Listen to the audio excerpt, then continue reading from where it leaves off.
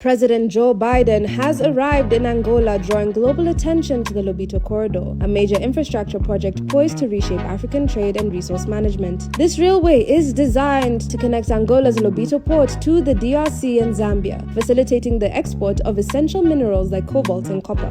Currently, the Lobito Corridor spans 1,300 kilometers within Angola, from Lobito Port to the border of the DRC. Plans are underway to extend the railway by 400 kilometers into the DRC and 550 into Zambia, creating a 2,250-kilometer trade route. This expansion aims to provide a faster, more efficient pathway to transport minerals from landlocked regions to global markets. But with such ambitious goals, who really benefits? DRC holds over 70% of the world's cobalt reserve, cobalt being critical to electric vehicles and the global transition in green energy. Currently, much of the mineral is exported through China. The Lobito Corridor offers an alternative route, potentially giving African nations greater leverage in global markets. However, this opportunity is overshadowed by the reality of how these resources are extracted. Without proper oversight, the Lobito Corridor risks perpetuating these exploitative practices.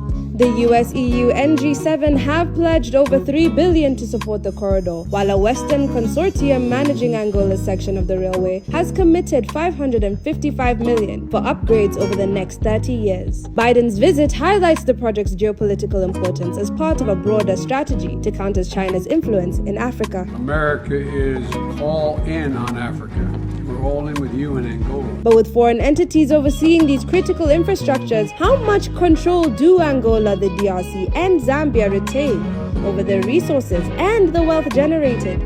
The corridor's potential benefits are significant. It's projected to boost regional trade by 30%, create over 1,250 jobs immediately, and as many as 200,000 by 2030. It can reduce emissions by 300,000 tons annually and generate $5 billion in yearly revenue by the end of the decade. Beyond the economic promises, there's a bigger question. Why are we still exporting raw minerals instead of processing them locally? Shouldn't projects like this prioritize developing local industries that create value within Africa? The Lobito Corridor will shape Africa's future, but is it an African solution?